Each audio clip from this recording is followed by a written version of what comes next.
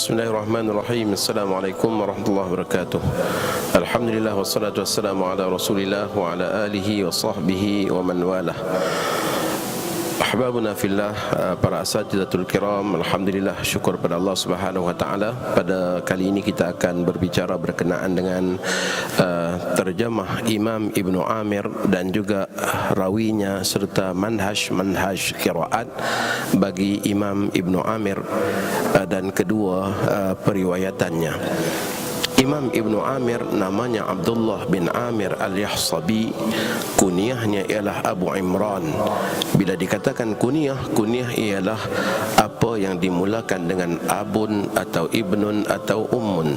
Jadi sekiranya seseorang itu kadang-kadang dengan nama Ummu Sulaim, maka bermaksud itu kunyah, ataupun Ibnu Umar itu kunyah, ataupun dengan Abu Imran itu kunyah. Maka kunyah ialah tiap-tiap sebutan ataupun panggilan kepada seseorang yang dimulakan dengan abu ataupun ibnu ataupun dengan ummu. Tarikh kelahiran Imam Ibnu Amir ialah pada tahun ke-21 Hijriah, dan tarikh wafatnya pula ialah tahun kewafatannya pula ialah pada tahun 118 Hijriah. Imam Ibnu Amir mempunyai dua orang perawi yang meriwayatkan bacaan beliau, bahkan memasyhurkan bacaan beliau. Yang pertama ialah Hisham, namanya ialah Hisham bin Ammar, kunyahnya pula ialah Abu Al-Walid. Tarikh kelahiran Hisham ialah pada tahun 153 Hijriah dan tahun kewafatannya ialah pada tahun 246 Hijriah.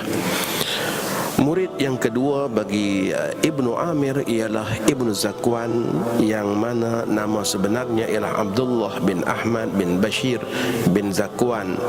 Kunyahnya ialah Abu Amru. Dilahirkan pada tahun 173 Hijriah dan wafatnya pula pada tahun 242 Hijriah.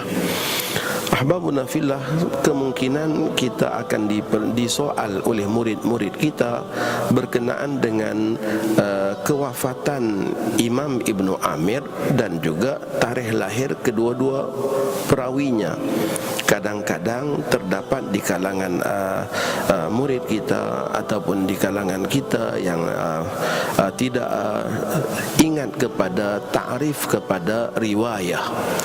Riwayah ialah orang yang mengambil bacaan daripada imam, sama ada bacaan itu secara langsung ataupun secara rabitah atau perantaraan, wasitah, ya, ataupun perantaraan. Maka di sini gambaran kepada kita contoh di mana Hisham dan juga Ibnu Zakwan tidak mengambil langsung bacaan daripada Imam Ibnu Amir. Bahkan Hisham dan Ibnu Zakwan kelahiran mereka itu selepas kematian Imam Ibnu Amir, namun mereka adalah dua orang yang meriwayatkan bacaan Ibnu Amir sehingga bacaan itu menjadi masyhur, walaupun mereka sebenarnya belajar daripada murid Imam Ibnu Amir.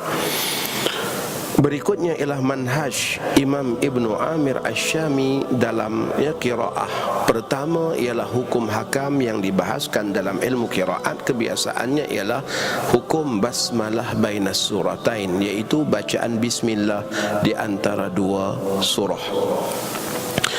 Bagi qiraat Ibnu Amir Asy-Syami ada tiga wajah bacaan, ya, tiga wajah bacaan bismillah di antara dua surah. Yang pertama ialah isbat basmalah bainas suratain, iaitu mengekalkan bacaan bismillah di antara dua surah. Contohnya seperti wa amma bi ni'mati rabbika fahaddits, bismillahirrahmanirrahim, alam nashrah laka sadrak. Maka dibaca bismillah di antara dua surah. Bacaan yang kedua ialah al-waslu baina surataini bidunil basmalah, yaitu menghubungkan dua surah tanpa membaca bismillah.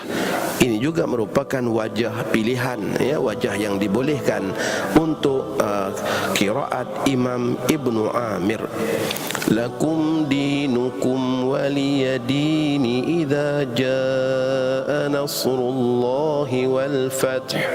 Maka ya, disambung langsung akhir ayat daripada surah Al-Kafirun disambung langsung dengan awal, ya, ayat daripada surah An-Nasr.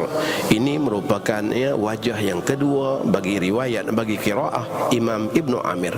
Yang ketiganya ialah bacaan saktah, ya, berhenti seketika tanpa bernafas kemudian menyambung dengan ayat yang berikutnya. Itu maksud saktah, sebagaimana dalam matan disebutkan wasaktuhumul mukhtaru duna tanaffusin. Saktah itu ialah berhenti seketika tanpa bernafas. Maka berhenti pada akhir ayat, pada akhir surah, pada ayat terakhir di akhir sesuatu surah, dan kemudian menyambung pula dengan surah yang berikutnya tanpa bernafas di antara kedua surah tersebut. Contoh yang diberikan daripada buku kita ini ialah wa min syarri hasidin idza hasad qul a'udzu birabbin nas.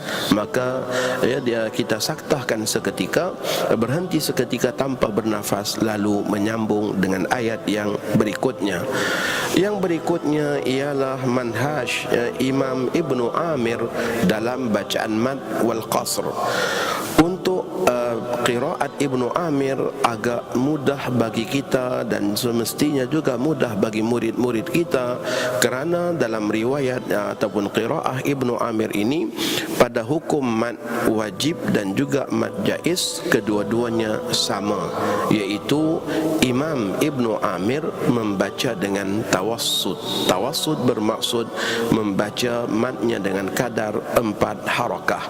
Maka tidaklah menjadi suatu kesulitan bagi kita, kerana sememangnya bacaan tawassut itu telah pun menjadi kebiasaan dalam bacaan riwayat kita Hafs an Asim. Jadi Imam Ibnu Amir dalam bab mad wal qas pada hukum mad muttasil dan juga mad munfasil membaca dengan kadar bacaan 4 harakat ataupun tawassut.